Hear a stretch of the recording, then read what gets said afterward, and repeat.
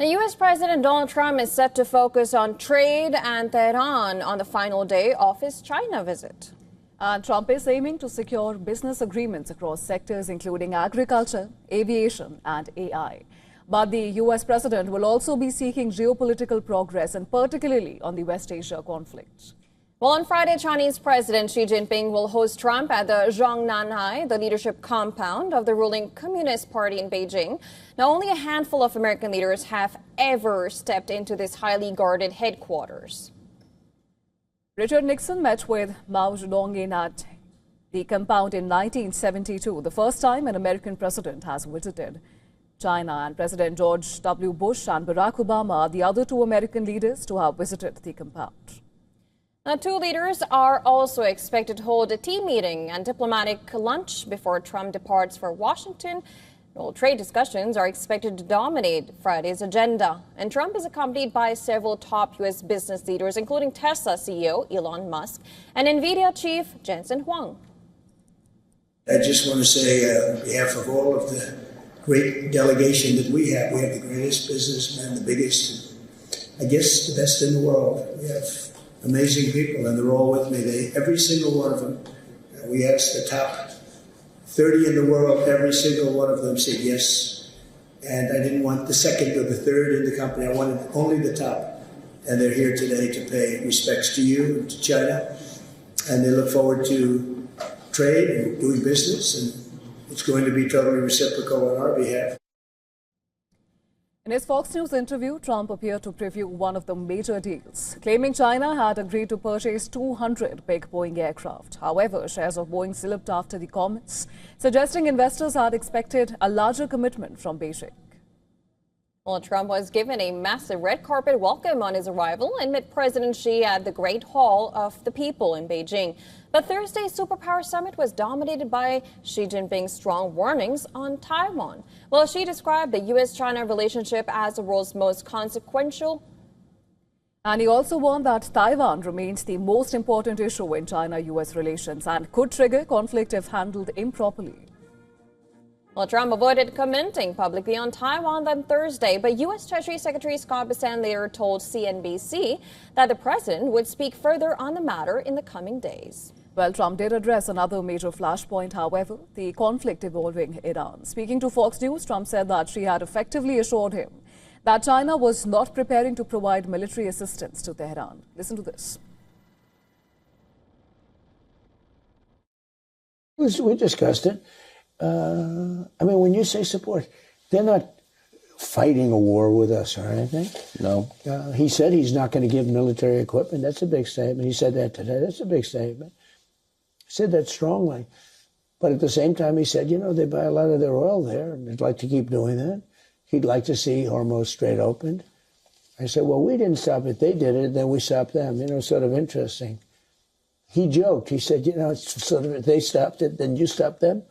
But they'd like to see it opened. Now, Trump also reacted to Xi's reference to the Thucydides trap, the theory that a war becomes more likely when a rising power challenges an established one. In a Truth Social post early Friday, Trump said that Xi had very elegantly referred to the United States as perhaps being a declining nation. Trump claimed that Xi was referring to America before his return to office and not the current administration.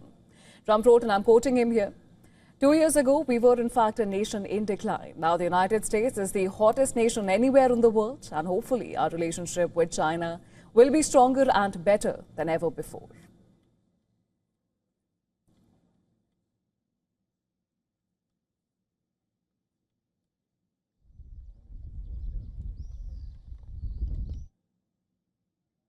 All right, to discuss more, we're now being joined live by Dr. Jiayan Chong, who is a political scientist at the National University of Singapore and an non-resident scholar with Carnegie, China, and he's joining us live from Singapore. Thank you so much for joining us on the broadcast.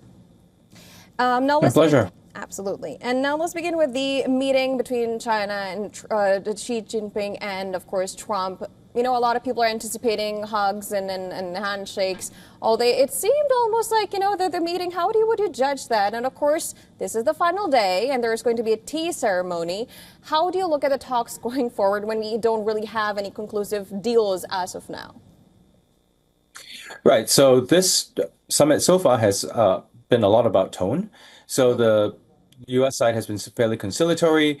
The PRC side has sort of put forward this idea that the two should work together, but that there are what they would see as sort of potential things that could upset that relationship. They point to Taiwan as being that. But again, there have been no concrete deals. I mean, from the readouts, there seemed to be some movement in terms of agricultural products, in terms of PRC investment in the U.S. And also the U.S. has brought up fentanyl, but there's been no sort of public announcement of a big deal. So what we can probably read from this is that things are probably moving along, but we're not at a point where the two have reached agreement. Absolutely, Dr. Chong, and everyone around the world has been closely analyzing the pageantry and, all the gestures and the warmth that was on display. But now also, I'm curious to know, how are you reading into this big headline that we're, dealing with at this moment, that Trump has said that Chinese President Xi Jinping has in fact assured him that China will not supply military equipment to Iran? So I would be curious to look into the details of this because it is technically true that since the conflict has started, the PRC has so held back, right? But we also know that the PRC has claimed with some truth that they've not provided military equipment to Russia as Russia persecutes its war with Ukraine. But what we also know from the Ukraine-Russia situation is that components, dual-use equipment have been supplied. So I guess it would mean looking more in depth as to what the PRC restrictions are with regard to Iran might be. So they may, live up to the letter of what they've said, not formally, transferring military equipment, but know-how, technology, information, components. I guess those could become areas of contention moving forward. Absolutely, Dr. Chong. And another interesting aspect is, of course, that what we're hearing is just one aspect of what has come out, and the other is at what cost. Because if China has made this claim that it is not going to be supplying any or giving any military help to Iran, it would have had something, some concessions would have also had to be made from the Washington side. And we understand Taiwan was big on the agenda, and China had already warned that anything, if it is not properly handled on the Taiwan issue, it could prove to be catastrophic. How are you reading into that? So the Taiwan bit is actually interesting. In the lead up to the summit, the PRC had already been signaling that they wanted the Taiwan situation to be handled properly. They thought that too much U.S. support for Taiwan would be counterproductive, but they've not put forward a specific ask. So there could be things behind closed doors, but at least in public, right? There's not been anything clear that the PRC wants. Now, the other thing I thought was interesting about it is how the PRC has put front and center, including President Xi, put front and center the issue of Taiwan, which is something that they've always, for a long time, claimed is internal.